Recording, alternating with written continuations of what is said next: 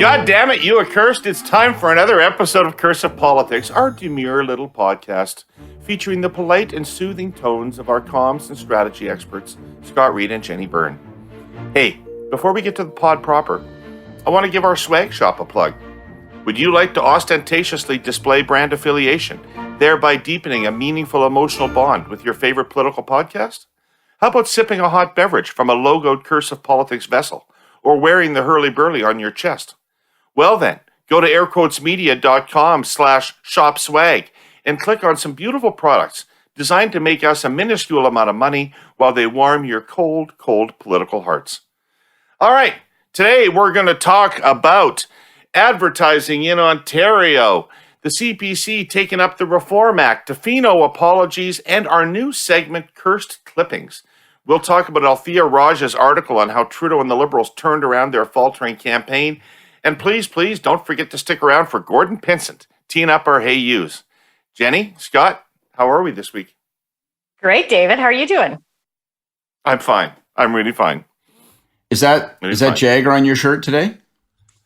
That's Jagger on my shirt. The Stones are out touring, and Jagger's wandering around Instagramming himself in touristy shots throughout America. I love that. So, yes.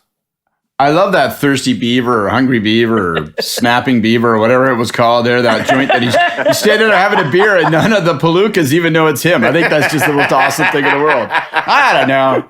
Some skeletal 85-year-old dude came in and had a beer. We just left him to himself.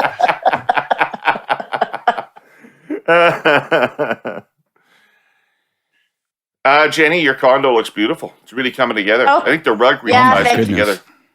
Thank you. Yes, and you see my Fenlon. I have a picture of the Fenlon the movie theater sign. So they tore down that's what that is. Yeah, they tore down the theater, so it's very weird driving down the main street of Fenlon. But they preserved the sign. So, anyways, I have a picture of that. It's a little bit of home here in Toronto. The whole thing is just like a chromatic kiss. It's kind of gray with a little gray blue, little steel gray, and just. I got to tell you, it warms me. Well, thank you. What's that picture? Who's that? Is that your mom? Yeah, that's my mom and dad. The one there, that's my mom and dad. Yeah, that's. And is that that's a TV tray I see in the corner there, right? That's so you can sit in your favorite chair and watch Jeopardy as you eat pudding. It's a bar cart. I just don't have booze on it yet. The booze didn't make it out of the kitchen. Well, Jenny, I don't know how long you're going to be able to afford that lovely condo because it seems to be election season in Ontario. Aren't you going to have to go back and help out? The whole thing's in gear now. Aren't you going to have to go back and just? I think everyone's gearing up for campaigns. I'm not going to be playing a role in the war room this time. I've got tons of friends that are running, so I'll do kind of what I do federally is I will go around and door knock and help people throughout the province because I love to door knock. So that is what I will do. I'm pretty sure the Liberal campaign would rather have a black cat walk under a ladder every fucking day than see me show up in the headquarters. Hey, everybody, Herle's back. He's got 7 seats in his back pocket, and he says, "Let's rock." Nowhere to go but up, guys. Oh. Yeah. So everybody has ads. Everybody has ads. What's going on? It's a year out. Everybody feels the need to be out there on television, in social media, however much money they've got. And Del Duca's in everybody's ads. So, what do you think? Listen, I'm not surprised. I think it's smart that the parties are going out and doing advertising. The one thing with fixed election dates is when the date is, so you can kind of plan accordingly backwards. The federal election is over now, so there's that bandwidth is gone, and so it's time to start the pre-writ side of the campaign. Plus, this is now not within the spending cap for pre-writ spending. That's 6 months before. So I think a lot of the parties that have money are going to do as much as they can now before they actually have to attribute for what their spending is. Jenni, just one technical question. Would you ever, if you weren't certain that you had enough money to run a fully funded writ campaign, would you ever spend money pre-writ? Yes. Yes? Yes. Even at the expense of the writ advertising? Yeah. Yeah, but how do you know? Right now, we're 8 months away from an election campaign, and so you've got your fundraising people. They're doing their thing, and you take the chance that you're going to be able to raise that. You're going to be able to raise that money in the next 8 months. But I think not doing anything would put any of these parties on the back, like behind the others. I'm a big fan of pre-writ advertising. I think trying to identify and trying to basically brand your opponents in the 30 some days of an election campaign just is not workable. Right. Scott, you see anything interesting out there? I think I'm going to surprise you and tell you that I think the most interesting ad of the whole lot to me is not one of the negatives. Most of them are negative ads because most of them are seeking to define their opponent and try to set terms.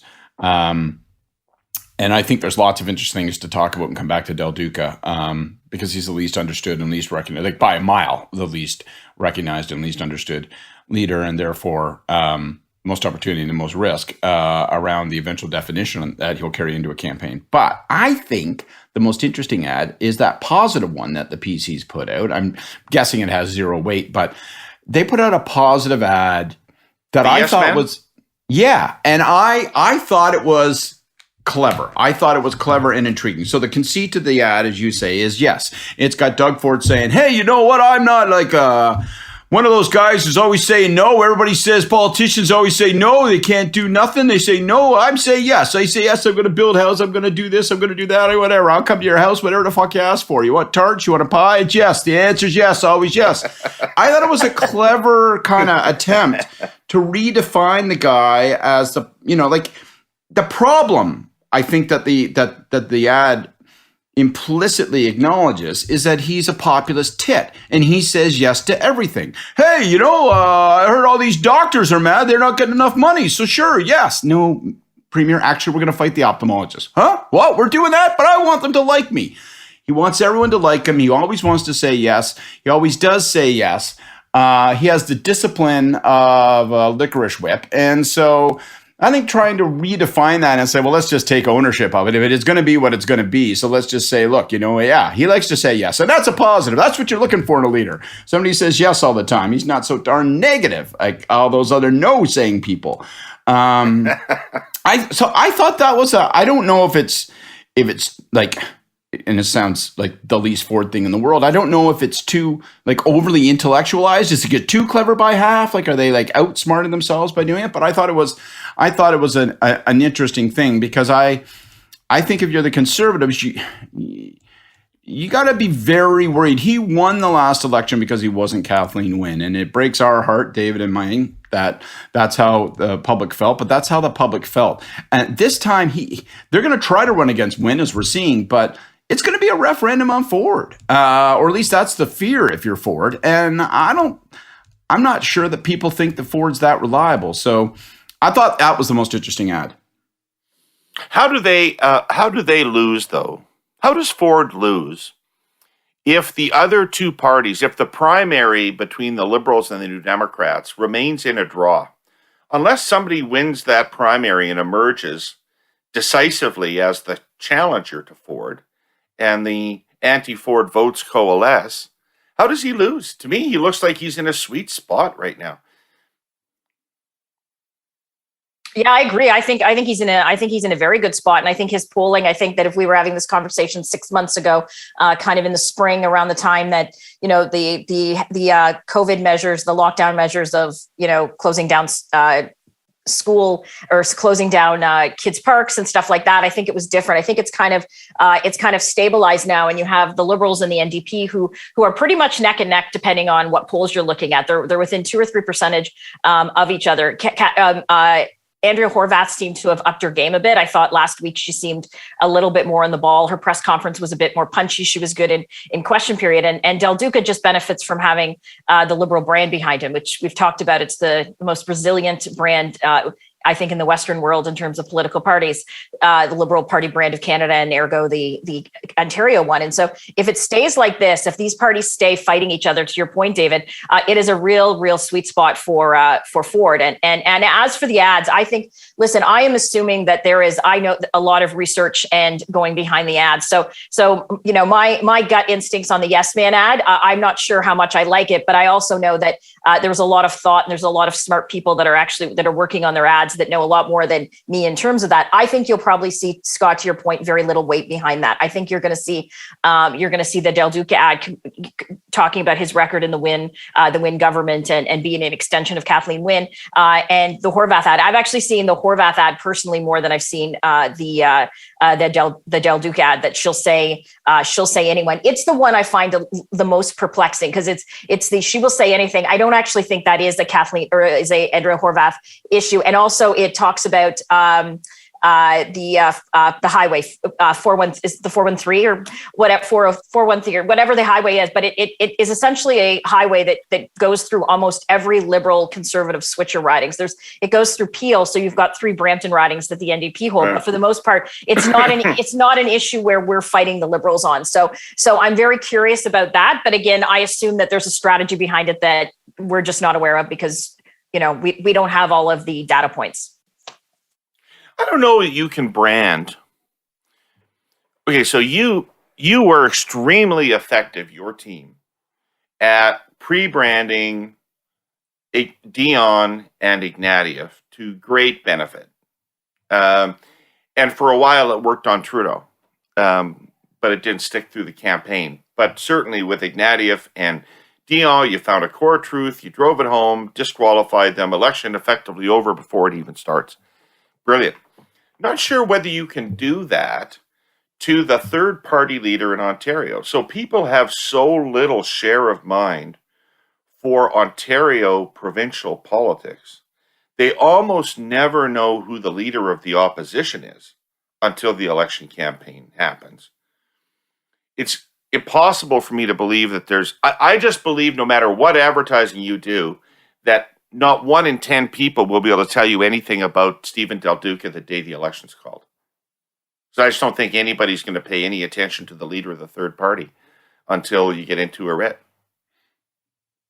But I guess the theory is that it's all brushstrokes, right? So, sure, people can't pick them out. They don't see the full picture. But if you lay out some brushstrokes in advance, then maybe when the picture does come in, they go, oh, yeah, like I remember, But their attack on him, which I assume is research-driven and was considered in the context of other options, is Wynne.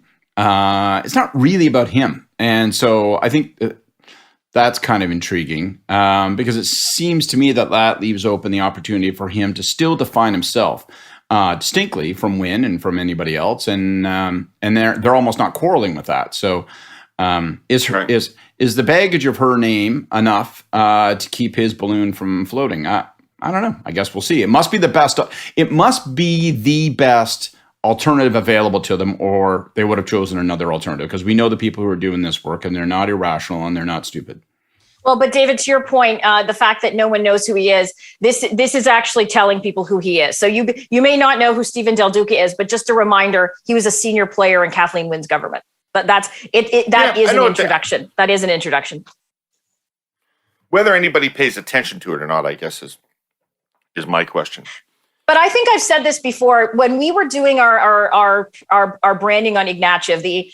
He's a guy that's going to go into a coalition with the separatist Bloc Québécois who want to institute a carbon tax who will raise the price on gas, groceries, and everything you buy. It was something we did not just with ads, but it was something we did with things like the SO31s, the statements before question period. And I think I've mentioned this before on the pod before is that the media we'd have caucus stand up and do this, and the media would laugh and they would roll their eyes, and we did this every day for a year. Every day there was at least 3 to 4 SO31s that would do it. And people would make fun, and caucus would be like, do I really have to read this?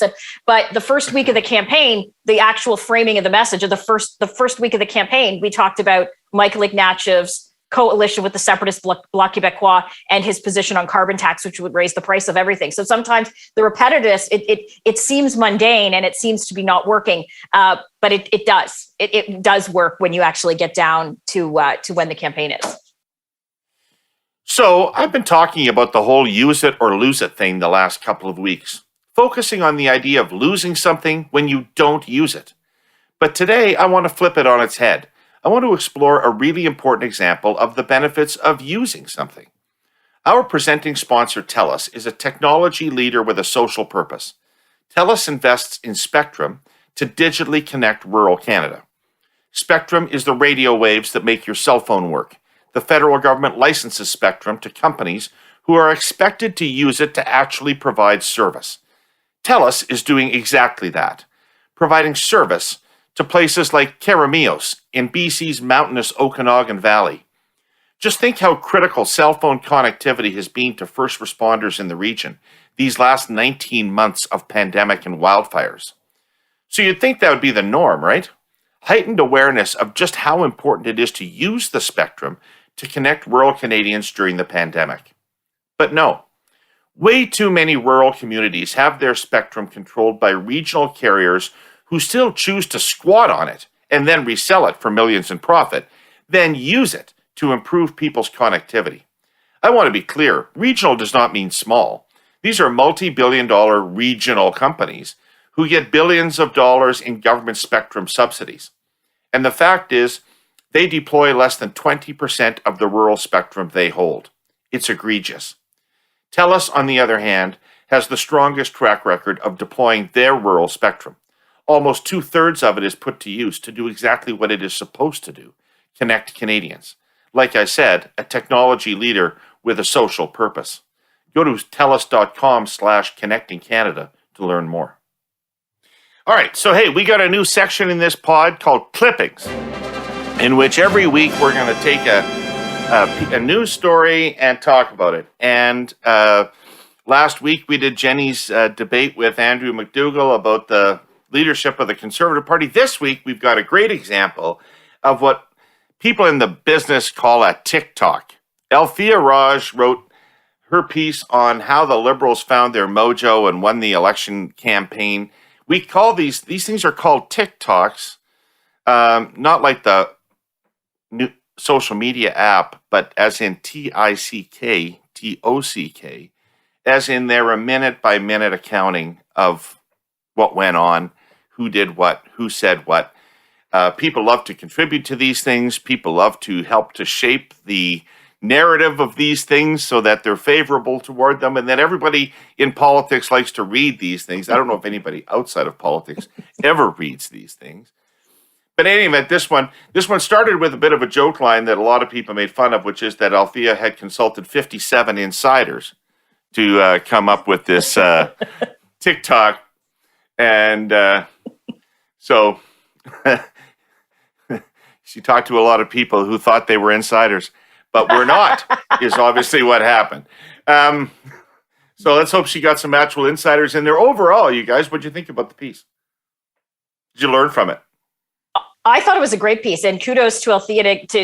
She might have, there might have been some also rans that did interviews, but she was able to get some pretty senior people like Katie Telford and Jeremy Broadhurst on the record. So that is actually fast. That's actually a big kudos to her. I thought it was a very well done piece. I thought it was extremely interesting. It really did do the play-by-play, and what we were kind of seeing from the outside, that around September 2nd, September 3rd is when the Liberals felt they needed to kind of recalibrate. They needed to do the first thing that they had never done, which is put out attack ads, contrast ads. I guess we can put down in our calendar September 4th, 2021 is when Justin Trudeau approved his first ever contrast ads against the opposition. So I think it was very fascinating. A few things though that I found interesting. One, that they talked about getting into high gear in July in terms of platform development and getting ready for the campaign. Well, for fuck's sakes, we had been talking from April and May that they were going forward for a campaign. So the fact that they just started in July actually showed kind of a tremendous amount of arrogance that they had in terms of where they were at in the polls. If they were just starting kind of a month to go in terms of campaign preparation, but I thought also the riding by riding stuff was fascinating in terms of Pitfield. It was that's when you have a well-oiled machine with a ton of data when you're sitting there and deciding how to put resources in riding by riding by riding. It reminded me of the 2015 campaign. not that we won the 2015 campaign, but we saved a number of incumbents with tight seats in terms of winning. In terms of the Conservatives, I felt I first of all I would hope Althea or someone does this tick-tock on the Conservative campaign, because I would be fascinated for a couple of reasons. One, the Conservative talking points about how they didn't anticipate things like the Liberals going after them in terms of gun control, in terms of their position to revoke the OIC, in terms of the banning of certain types of firearms, was shocking to me. There's never been an election that I've been part of since the Conservative Party was created that we have not, one of the Liberals' attacks have not been in guns. They've never stuck in terms of them. Maybe in 2004. You guys with the ad where you had the gun pointed at the camera. So I was shocked that it wasn't anticipating. And why I'd be curious is it really seems that the British consultants that the Conservatives brought in really seem to have a lot more. They're only mentioned once. There's just only one mention of them. They had a cameo, but not a role. So wait. This is so interesting. This is one of the things I wanted to highlight. So let me read this to you, everybody. We're going to draw together two sections. At one point in the Althea Raj piece, it says the Conservative platform had been worked on for nearly a year. It was carefully crafted to broaden the party's tent. Right? And then we get to the gun thing over the debates. Later that day, O'Toole clarified his position, pledging to preserve the Liberals' cabinet order. The party took the unusual step of amending its platform to reflect the change. The Conservatives hadn't anticipated the attack. Quote, "We didn't really start thinking about this that much until the Liberals started making this an issue. And then we started thinking about how to clarify our position." Just logistically, inside a campaign, how is that possible? Like clarifying a position? No, the fact that you would have worked on a platform for a year that had a gun measure in it, and you would not have anticipated a counterattack or discussed how you would manage that issue going through. How do you work on a platform for a year and nobody ever brings that up? I don't know. I can't answer that because I have no idea how that would happen. Like that's like, we did, I'm not sure what you guys did, but we did war game exercises on ourselves, like leading into the campaign. Like we would anticipate like attacks, like, here's what the Liberals would go out and say, like push them out in terms of how we'd respond. And this one was actually an easier one to respond to because gun crime has increased under the Liberal watch by a fair bit, 14%, I think. Here in Toronto, there's not a day, unfortunately, that you don't wake up. And if you have like CP24 or 1010 on in the morning, you're hearing about at least one shooting. So this was something they could have actually fought back on. I don't understand how you don't anticipate attacks on yourself, especially ones where the attacks have happened kind of election in, election out. Well, like the Conservative platform, maybe this tick-tock should have had a footnote then, because when we blow past without contest the notion that it was a finely and carefully crafted platform, but then later we're told that they'd given zero thought to the likely effect of the gun measures, it makes me feel like the footnote should read on carefully crafted, maybe not so fucking much, because... but this would go, and I think I want to go back to the Libs too. I wasn't trying to, but this would go into my comment about the strategy being devised.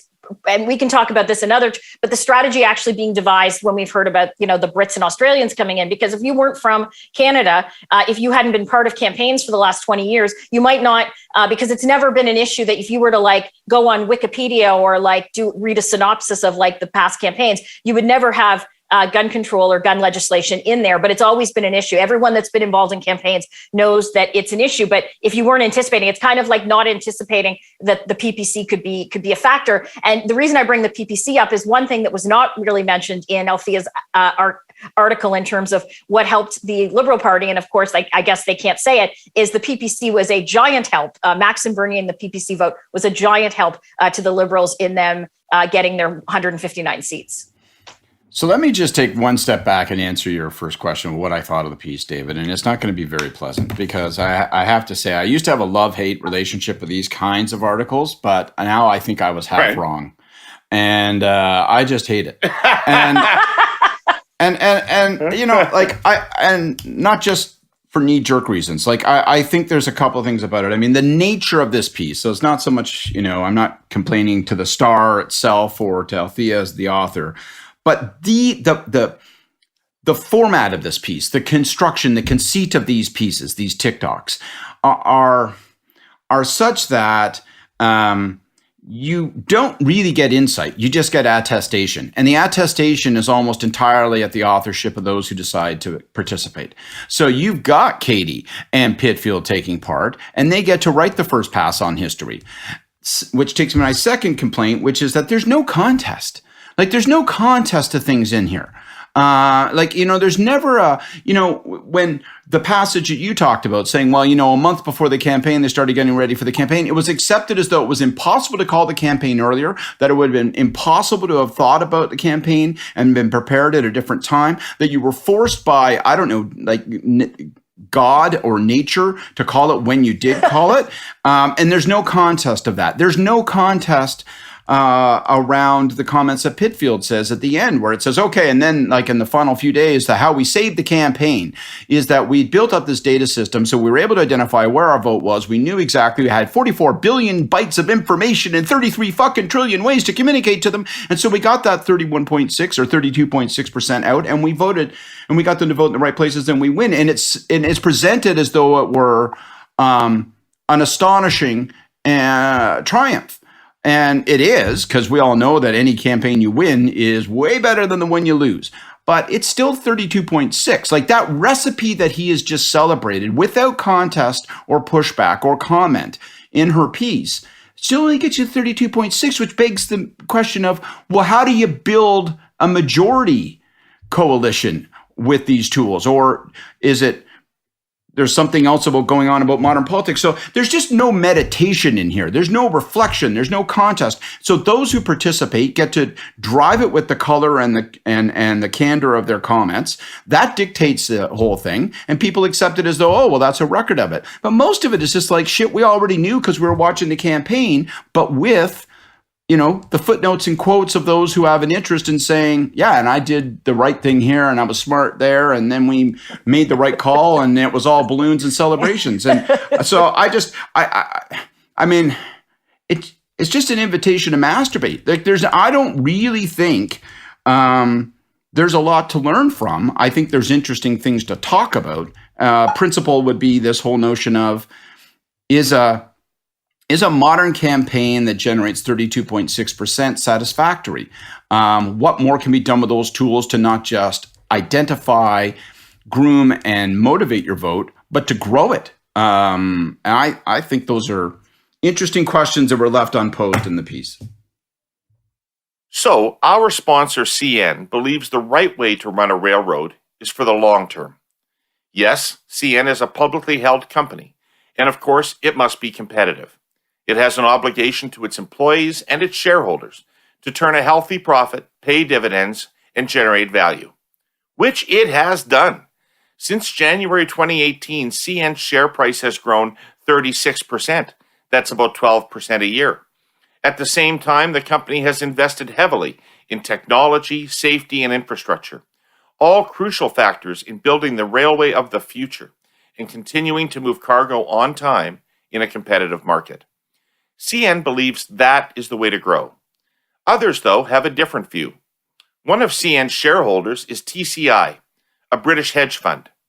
It recently acquired 5% of CN's stock and is now trying to take effective control of the company. In pursuit of that goal, TCI has made misleading public statements about CN's key financial indicators and is pushing to install certain people into the railway's most senior offices.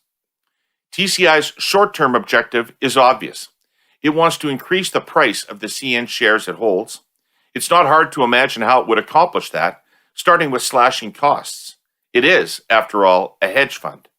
But make no mistake, That would have medium and long-term consequences for CN's customers, employees, and other stakeholders, never mind the company's ability to stay on the cutting edge of railroading. In any case, CN has a couple of things to say. First, the railway already has a strategic value creation plan underway. I've talked about it here in the past couple of weeks.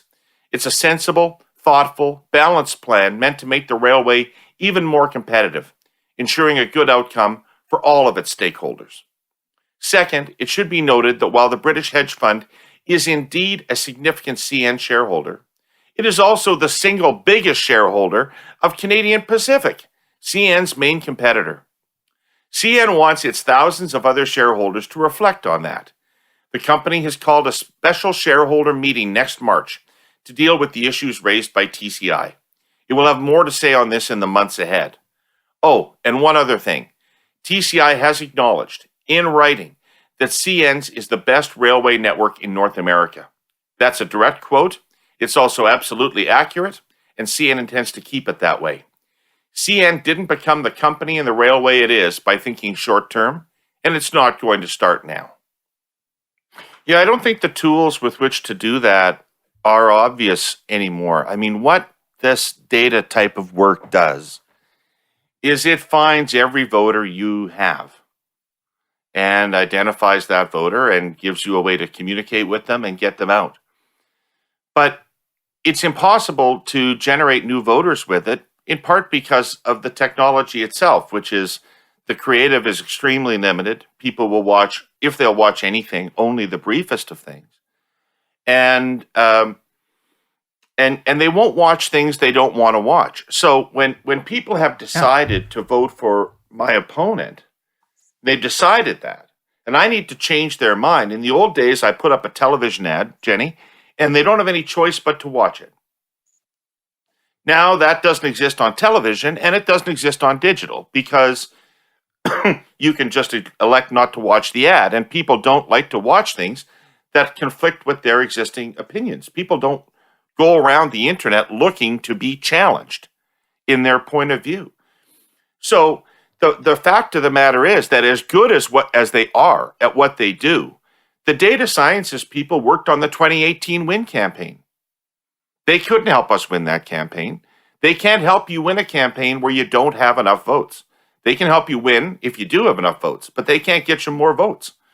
So but that's really no different than old campaign. But that's no different than like if you don't have the votes, you don't have the votes. You like so it doesn't matter it doesn't matter how you get them or how you communicate with voters. It evolves and change. I agree that it's not the same like the ads were, 20 years ago, but it's still if you've got the voters, you get them out. And and there's nothing you can do if you don't have those voters. But it shows in the tight races. Like this is a thing. The Conservatives are trying to say it's a win because there were 33 ridings where they lost by less than 2,000 votes. That's not a win for the Conservatives. That's not a, we're close to winning in the suburbs. No, actually we lost seats in the suburbs. Like from an empirical data point of view, we lost seats. Where it's a win is it's those tactics. It's the fact they had those votes and they were able to pull them out. That's a win for the Liberals in those ridings.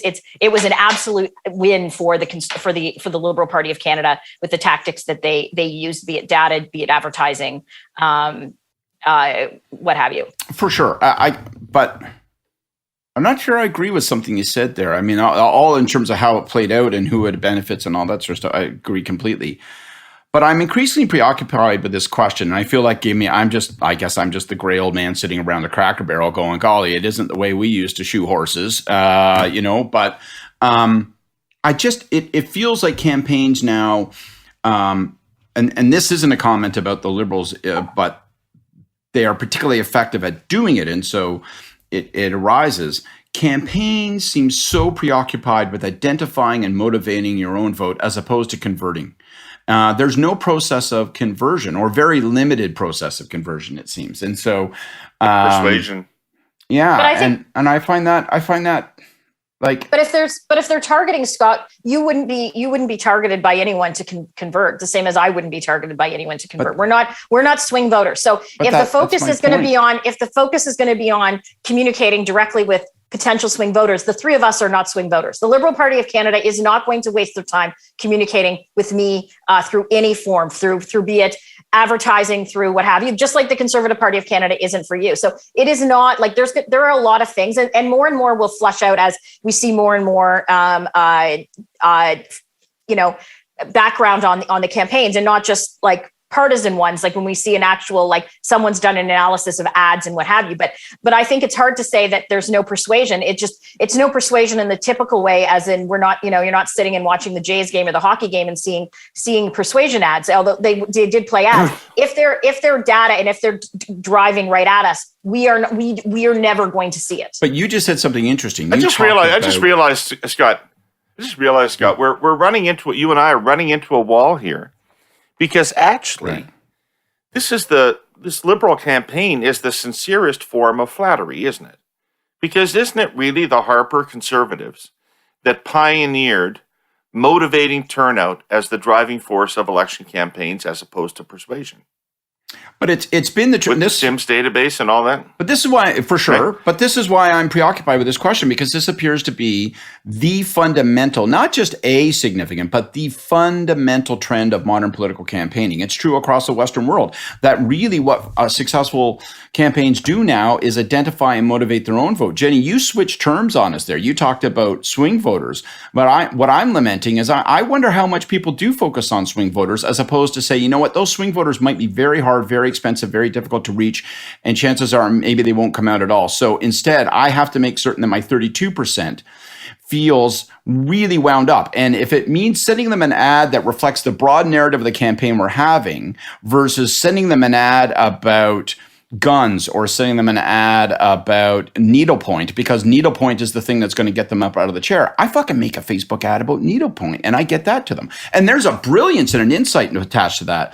But it ends up leaving the swing voter aside, doesn't it? But they had, so are the Liberals Sorry, I was going to say there was a part in that article, though, where Pitfield talks about mid-campaign focus groups where even conservative-leaning voters recoiled at the policy, the policy in terms of guns. And so then if you're that, you're actually there are swing voters, like this is the 905. There had to have been people that voted for us in 11, voted Trudeau in 15, voted Trudeau in 19, who were kind of coming over to us or like on the fence, where obviously they were doing some targeting in terms of different. I think that yes, you want to motivate your vote to get out. I think that is the main point. And when you look at winning with 32.6% of the vote, that was obviously the main objective that they had. But there were also people that were on the fence, that were going back and forth between, depending on the riding, between the NDP and Liberals and the conservatives and the Liberals. How do I win the campaign if I'm Del Duca?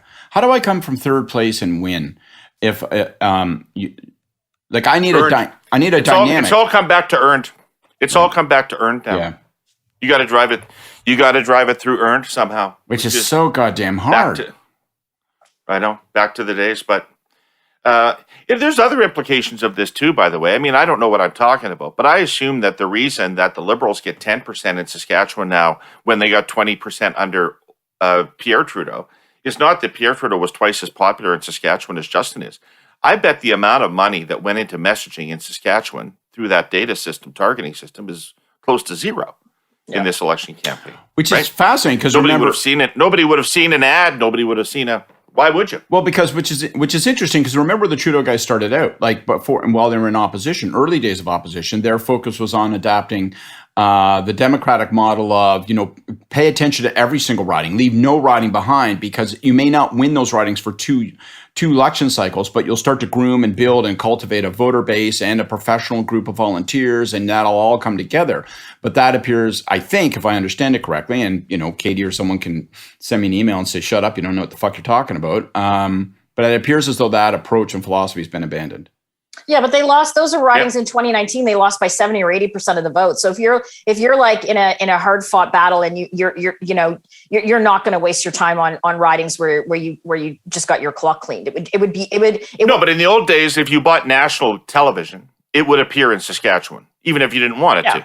It would appear in Saskatchewan. Now that doesn't happen. Hey, new topic. The TikTok on Thank the you, pod, Afia. by the way, the TikTok on the making of the pod is going to be released. And it's got, I'm telling you, it's got some blistering insider accounts. 57 people interviewed to tell you how the curse of politics was brought to you and where the real blood was left There's on the floor. only one insider, and that is Jason Metal Donkersgood, our engineer. He holds all the secrets, but I think metal is sealed like a vault. Yeah, no, can't crack metal. Since Confederation, owning a home has been part of the Canadian dream.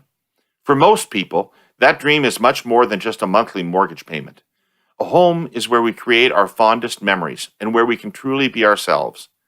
For too many, especially young adults, that reality is out of reach and it's getting worse. The good news is our original sponsor, the Ontario Real Estate Association, or RIA for short, has a plan to save the Canadian dream of home ownership. It includes lowering costs for first-time buyers, ending money laundering in the real estate market, and cutting years of red tape that is standing in the way of more affordable homes for families. The AREA plan will lay the foundation for a future where all people can find a place to call home. When we support the dreams of all of us who want to own a home, we're building healthier families, stronger communities, and a safer, more secure future for all. Read their plan at orea.com/affordable homes. So, I read everywhere this week that the Prime Minister, I called in my Hey You last week. I said, you should apologize. If you're going to run again, you're going to apologize. And he, indeed, I read in every newspaper. He listened to you, David. In Canada, that he apologized. But I read this. You know, he listened to me for sure. First thing he does on a Tuesday. Glued to the pod. Okay. Glued to the pod? Yeah. That was a big part of the TikTok is Katie and Azam and Pitfield having to beat back Scott's and my advice. So with data. here's the apology that every newspaper in Canada, as near as I can tell, characterized as an apology. Traveling on September 30th was a mistake, and I regret it. The first National Day of Truth and Reconciliation was a time for Indigenous people and non-Indigenous alike to reflect and connect, think about the past, but also focus on the future, he said. Is that an apology? Not really. It's kind of a, I'm sorry if you were offended type apology. I'm sorry if I hurt your feelings. Look, most of my life it was a mistake, and I regret it. These are very carefully chosen words, and somebody decided not to say the word sorry. You got it right Deliberately there. decided not to say the word sorry. That's the critical insight right there, right? Like I spend my life doing issues and crisis management, and people make decisions very precisely about what they say and what they don't say in this situation. So when you say it's a mistake and when you say you regret it, there is in the Bible of crisis communications, right? Like regret is Deuteronomy, right? And sorry is Genesis, okay? And more people read Genesis than Deuteronomy. These things are not the same. And so someone's chosen that deliberately. And I don't know. I'm not going to sermonize on it to extend the metaphor, but like whatever, that's the decision they made. He clearly either he did not want to or they determined he did not need to say, I'm sorry. Or they may have concluded that he has said sorry on so many occasions that it may be a diminishing commodity. Not once for something that he has done. Not once for something that he has done that I'm aware of. No, he apologized. Sorry. Blackface, I think he was unrestrained in. Okay, maybe. But he also was, and we talked about this last week too. He was also kind of chippy. Like there was an edge to his voice when he was saying he regrets it and wished that he had never done it type thing. In hindsight, it was that chippiness in his voice. So my guess is that he said he basically said what like the bare minimum or the most that he was willing to say after being kind of gone after by his staff and probably members of caucus and what have you, because there was a chippiness in his voice that you could tell he did not want to do it. He was almost being forced to do it, is what I felt. Jenny, this week the Conservatives adopted the Reform Act, the Michael Chong Reform Act. Liberals did not adopt the Michael Chong Reform Act. The caucus wants no power in the Liberal Party to do anything. But in the Conservative caucus, they've decided that they want to have some power. What is read through the tea leaves of this for us, Jenny? Is this a win for O'Toole or a loss for O'Toole? Yeah, interpret. Well, first of all, the Liberals and the NDP, none of the other political parties have ever adopted the Reform Act. The Conservatives have after 2015 and 2019, because caucuses have to vote on it after every election. The difference is this time they approved the provision that caucus could trigger a leadership vote, which they did not approve in 2015 and they did not approve in 2019. So this is the first part of this. So the Reform Act could, talks about the expulsion and the readmittance to caucus. This is for a general caucus for an MP. This is the leadership review. So I don't think it is a win for Aaron. I think if they thought that there could be a kind of a quick and dirty vote on his leadership, I think that probably, based on what I've heard, that probably ended based on the caucus meeting, the tone in the caucus meeting. From anything that I have heard, it was not a pleasant day for Aaron. It probably more so from what I have heard, both the people that are upset with Aaron were surprised at the level of vitriol, and Aaron's people were surprised at the level of vitriol that was hurled at him. The difference being that in 2019, people were disappointed with the results, but it wasn't any person. There wasn't any personable person. People weren't personable or personally upset with Andrew. There was disappointment. For this, there were a lot of people, from what I gathered, disappointed in terms of the election performance for a whole host of reasons, including running as a true blue and then basically running as a Liberal. So I think it's a definite. It's not a win for Aaron. I think that caucus is basically saying, I'm watching you. You're in our sites. We're going to watch and see what happens. I think that caucus is going to have a lot more control than what they have had in any iteration of caucus, probably in modern day Canadian history, based on the Reform Act and kind of where Aaron is at, and also his choice for caucus chair lost. So he was Aaron and his people were pushing for Michael Barrett, who was the lead on the ethics committee, one of the main guys going after testimony, and Scott Reid, so a long time a former Canadian Alliance MP, was elected caucus chair, and so it definitely was not a win. I think that caucus is basically saying to Aaron, "You're on. We're watching you. We're going to see how you how you perform, what you do." It's been shocking. There has been in the last week, there have been major economic stories. The price of gas shortage, the price of gas last week, it was at record levels in some places. Around in Ontario was almost $1.50 for a liter of gas. You also have Tiff Macklin, who came out and said, "Oh, by the way, when I was telling all of you guys that there isn't going to be inflation, probably deflation, so nothing's going to happen here." He's like, "Well, we might have miscalculated, and inflation is going to continue to rise." Which, by the way, Tiff, I'm not an economist, but I think I've been saying on this podcast for the last 8 or 9 months that this was going to end up being. And the Conservative leader, Aaron, was silent. The only, on the days where this was going forward, and these are major issues that affect Canadians, that actually Canadians care about. This is pocketbook issues that it's cost. People can't afford to fill up their cars with gas. The only thing the leader's office was putting out was celebrating World Egg Day and World Beer Day. So I think it's definitely kind of at this point paralyzed the OLO, or at least the party in terms of Aaron's leadership. Can I Jenny, how did you celebrate World Egg Day? I didn't even know it was World Egg Day until someone sent me Aaron's tweet. I souffled my ass off. But Jenny and David, I think just for the benefit of listeners, I think you said something in passing there, and I'd like to clarify, because we don't want to cause, goodness knows, we don't want to cause any confusion. There are the Scott Reid to whom you're making reference, who's now the Conservative caucus chair, is not me. There's and for years, the both of us were in Ottawa, and I would be in the Prime Minister's office, and he was a caucus member, a member of Parliament. for Hastings, Frontenac, Lennox, and Addington, and we would get each other's mail, right? So he would get like, secret budget documents, and I would get like ladies of the far right calendars, or dirty jokes and participatory democracy. He's just a different guy. So I just think for listeners, we want to make certain that people don't confuse us. He's we used to have to say, our Scott Reid or liberal Scott Reid. I like to think one of them is endorsed by thousands of people every 4 years, and the other is, of course, you. So,